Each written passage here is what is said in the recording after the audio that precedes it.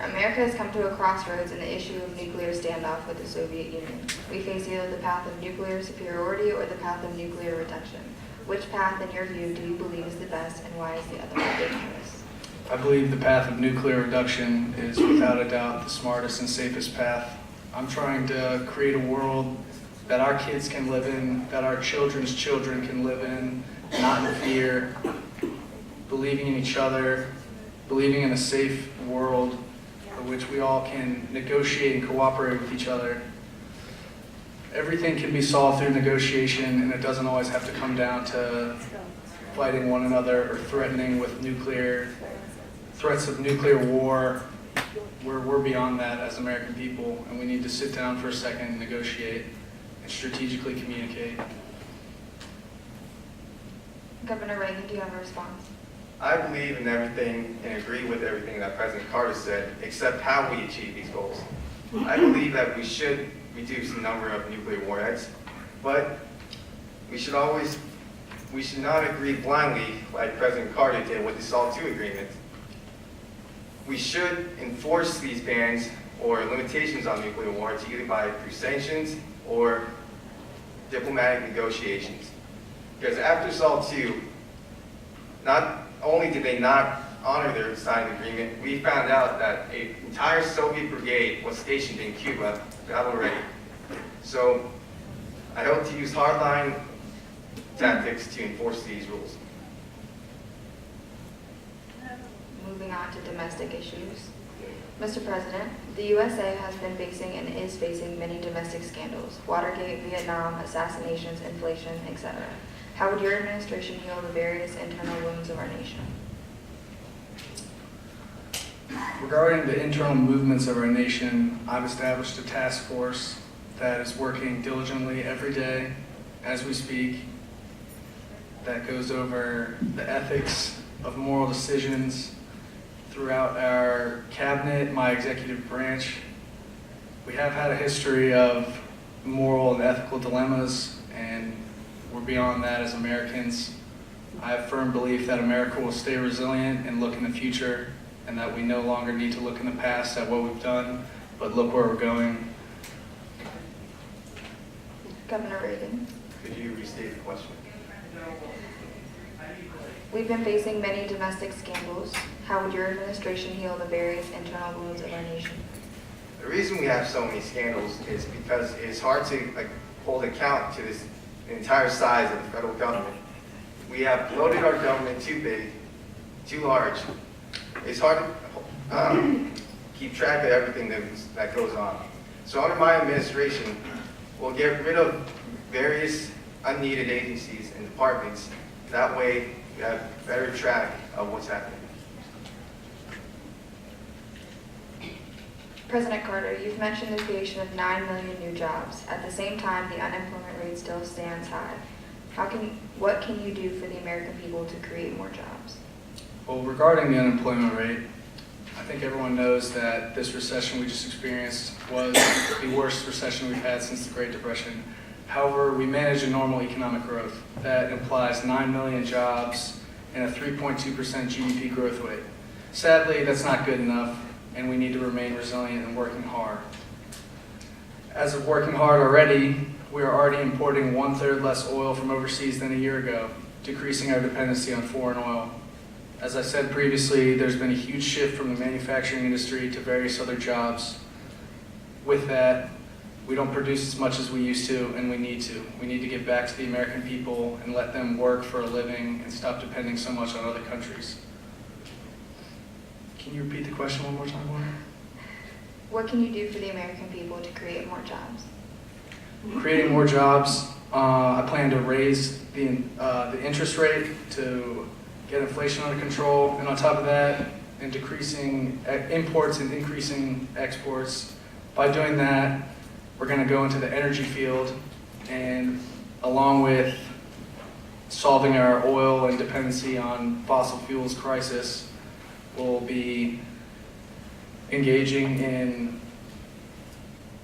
clean, renewable energy, and it'll also provide jobs for various people. Along with that, I want to give various tax breaks to the middle class and ensure a more proportionate tax system I've already gotten rid of price limits on oil, natural gas, and coal, and I've been proposing different standards for minimum wage. Governor Reagan, do you have a response? First, I would like to reduce the tax rate because the top bracket right now is taxed at 70% of their entire income, along with corporate tax rates. This way, we'll bring in companies back into the U.S. Second, I would like to get rid of regulations that are preventing us from mining and drilling for oil, because currently we are at 95% dependency on foreign oil, while our refinery capabilities for our domestic oil is at 29%. I view this as unacceptable because this is the reason we had such a hike in our gas prices. And by opening up new coal mines or reopening them along with oil fields and refineries and getting rid of regulations on companies, this will bring jobs back along with tax cuts. President Carter, do you have a response to Reagan? I do.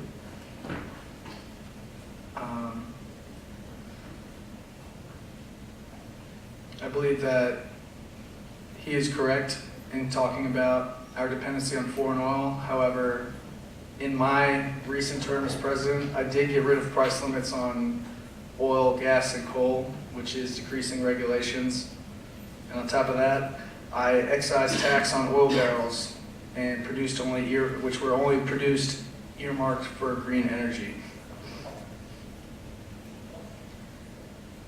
President Carter, what is your stance on immigration? We are a multicultural country. We embrace cultures, we've always have. This has been an immigrant country. It does need to be regulated. However, I am a huge advocate of bringing more races into this beautiful country. Governor Reagan. I embrace the thought of a multicultural and racial society. First, I would like to loosen up the immigration process. This way, it is easier for legal immigration and more numbers, which brings in more taxes as well. We have been a nation that was founded by immigrants, so immigrants that came to this great nation to achieve the American dream of economic prosperity and a healthy environment to raise their children in. I don't see why this still can't be true now. Governor Reagan, what is your stance on controlling border security? I'm a firm believer in controlling our borders. It are uncontrolled borders which allows illegal immigration and a flow of narcotics from the south. So I believe our first priorities should be to enforce the border, to control the flow of immigrants, and stop the flow of drugs. President Carter, do you have a response? I fully agree that we should increase regulations regarding drugs in the border. However, I do believe that a portion of the immigration battle starts in the home front, and that it regards to the poverty level of the United States, along with the lack of education that we deal with in urban schools. I feel that an increase in education, along with added attention to our borders, will thus create a healthier America. Governor Reagan, what will you do for healthcare to improve the funding? Healthcare is a tricky issue because we can't get rid of it completely because of reliance on lower income families. So I believe we should keep somewhat of the Medicaid and Medicare programs, but still with lower taxes. This way, American families are allowed to keep more of their keep. This way, they're able to choose their own health insurance that they would like at whatever premiums that they're able to choose. And because of this, we won't need a universal healthcare system or anything in that matter. President Carter. Regarding my opponent's stance on healthcare, I like to call it wealth care because it only supports those wealthy enough who can afford it. As I have in my past term, I promoted equal health insurance for every American, and it's affordable. That's that. What will you do for healthcare? what I have done for healthcare. I have ensured that healthcare is affordable and cheap and definitely helps those who are in poverty, and especially in urban environments and inner cities. The poverty rate is so high that some people can't even afford to survive, and that turns them to a life of desperation relating to crime, relating to selling drugs, all of that. I believe that equal and affordable health care for everybody is the best route because it prevents crime and poverty. Governor Reagan, do you have a response to President Carter's? I'd like to say that it's not the inner cities that are the problem. It's the minimum wage that's the problem. Raising the minimum wage would decrease the amount of jobs that are available. And because of decreasing the amount of jobs available, kids in either cities or inner cities or anywhere in the country are having a hard time finding jobs. Because of this is the reason they resort to crime and other criminal behavior.